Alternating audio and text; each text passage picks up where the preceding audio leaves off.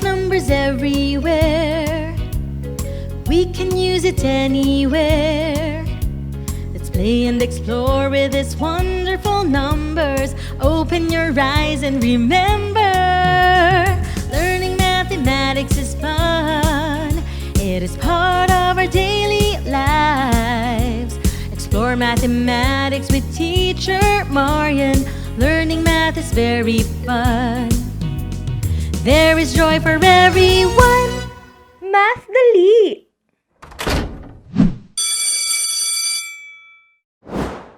Hi, my dear pupils! I'm so happy to see you today. I'm Teacher Marian, your grade 4 Math Dali buddy. Wear your beautiful smile and remember, the best way to learn mathematics is to do mathematics.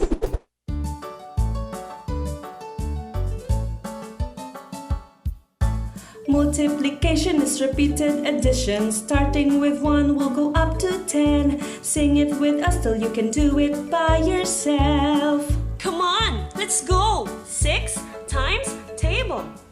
6 times 1 is 6. 6 times 2 is 12. 6 times 3 is 18.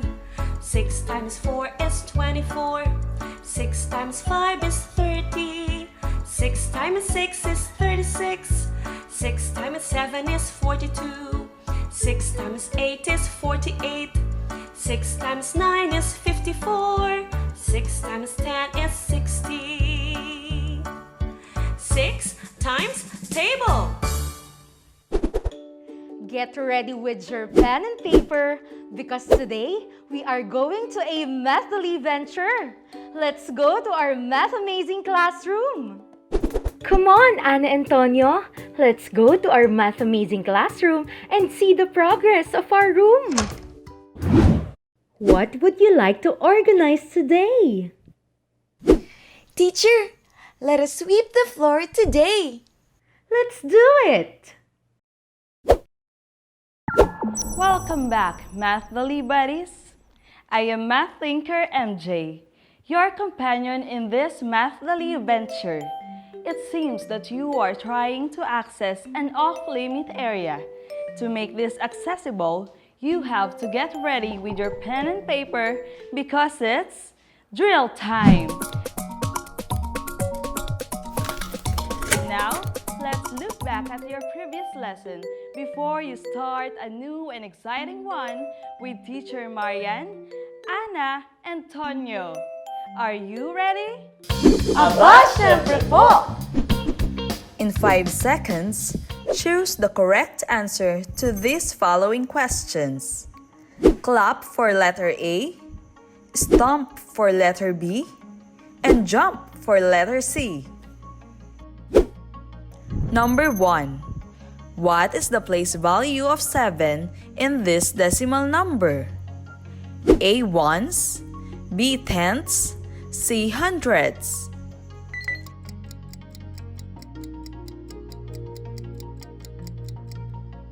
If you stomp your feet, math galing! Number 2. What is the place value of 2 in this decimal number? A ones, B tenths, C tenths.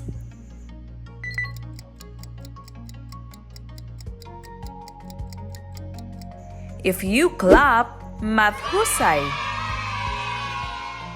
Number 3. What is the place value of 1 in this decimal number?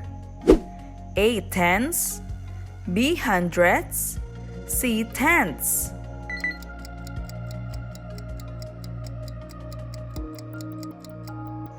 If you stomp, you're correct. Number 4. What is the place value of 3 in this decimal number? A tenths, B hundredths, C tenths.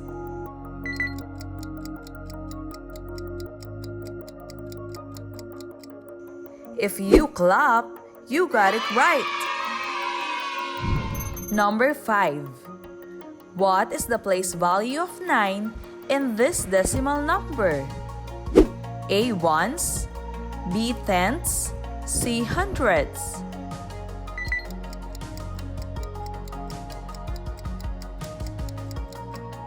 If you jump, math amazing!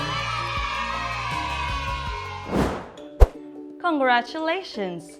Access granted. You unlocked a tool for cleaning the floor. You are ready to learn your new lesson. Comprehend the lesson with Teacher Marian to unlock new tools and learnings. Good luck, Math Valley buddies! Math Galing! I am happy that together with Math Thinker MJ, you were able to identify the place value of a digit of a given decimal number using your big brain energy. Teacher Marian, we have unlocked the broom, but we need more tools to clean the floor.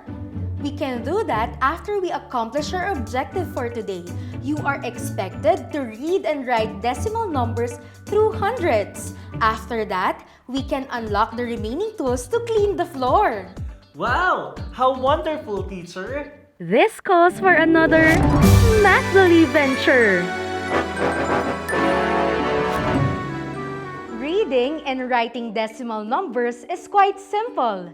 In reading decimal numbers, read it like a whole number and then state the place value of the last digit. Note that we read decimal point as end. Let's look at these decimal numbers. We read this as 4/10. Say 4/10. We read this as 6/10. Say 6/10. We read this as 900ths. Say 900ths. We read this as 8300ths. Say 8300ths. We read this as 2 and 5900ths. Say 2 and 5900ths. We read this as 34 and 8100ths. Say 34 and 8100ths. Math amazing! Writing decimal numbers is as easy as reading decimal numbers. For example, 8/10 is written as 4/10 is written as 300ths is written as 900ths is written as 1200ths is written as 2500ths is written as 26 and 2/10 is written as 58 and 7500ths is written as. Now that you have learned how to read and write decimal numbers, let's have an activity. I will give you 10 seconds to answer each question. Give the decimal form of the following words. 2/10.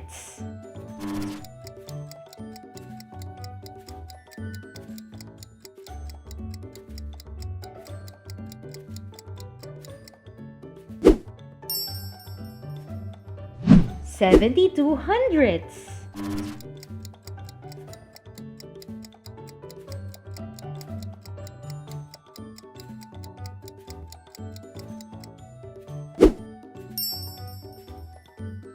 462 and 25 hundredths.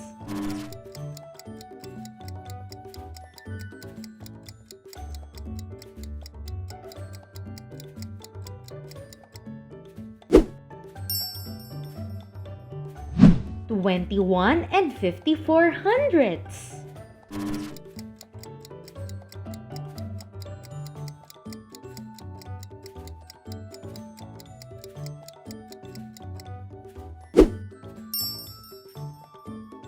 911 and 45 hundredths.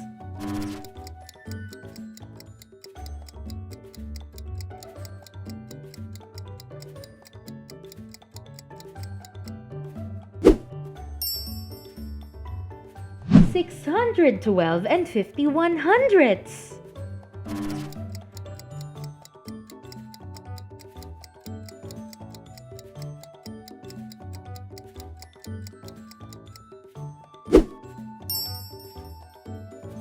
3 and 5 hundredths.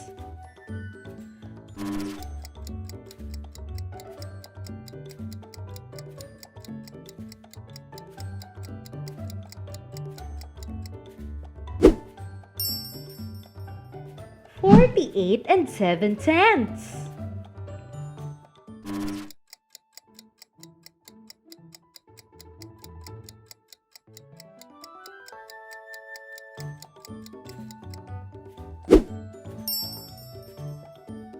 143 and 24 hundredths.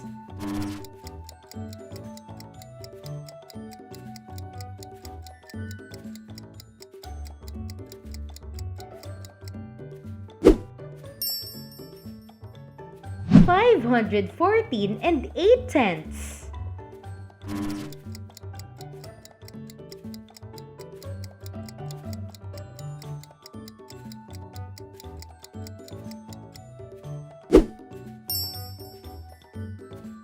'Math amazing! Let's have another activity! How do you read the following decimals? You have 10 seconds each number to answer the question. How do you read this decimal?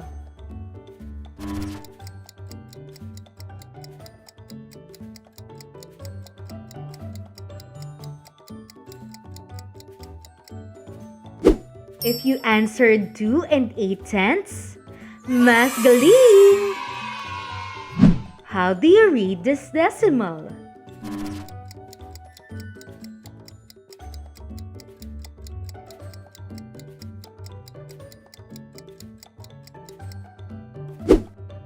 If you answered 8 hundredths, mahusay! How do you read this decimal?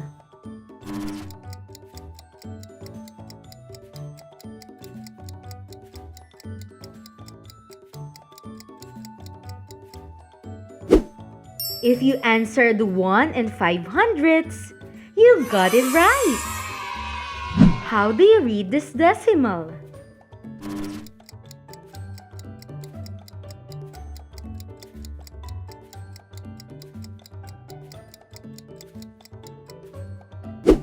If you answered 3 and 6 hundredths, you are correct!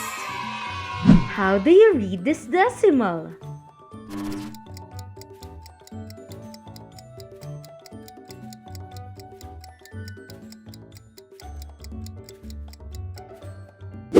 If you answered 9 hundredths, math amazing! How do you read this decimal?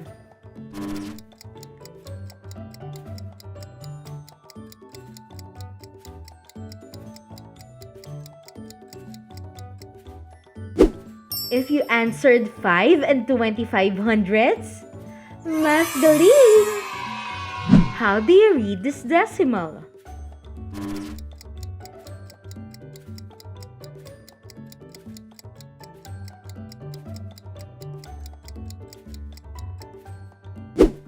If you answered 2 and 3 tenths, mahusay! How do you read this decimal?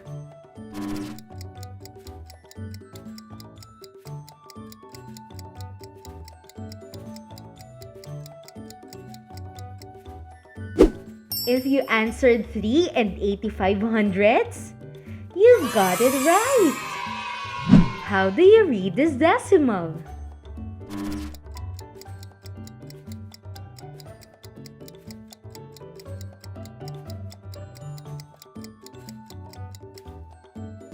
If you answered 2 and 13 hundredths, you are correct!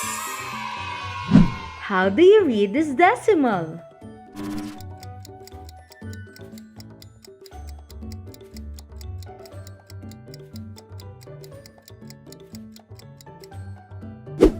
If you answered 9 and 2 tenths, that's correct! Splendid answer! Math-terrific! Let's play a game with Ana and Tonyo.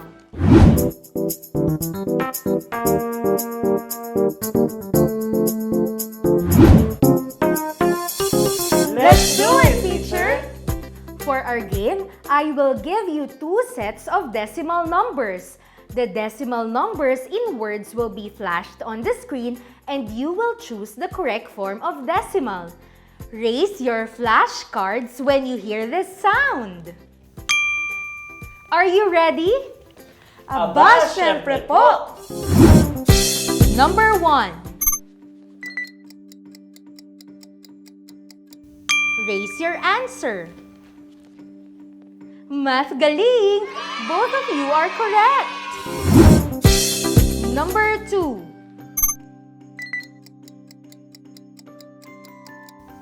Raise your answer. You are both correct. Number 3.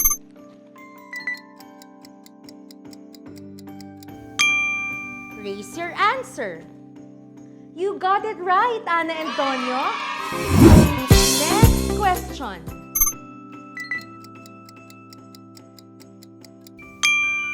Raise your answer. Mathusay. Last question.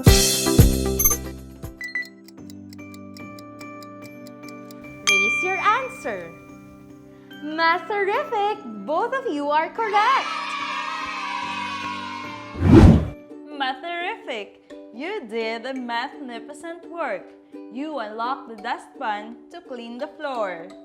Let's sweep the floor, Anna. Let's do it, Tonyo.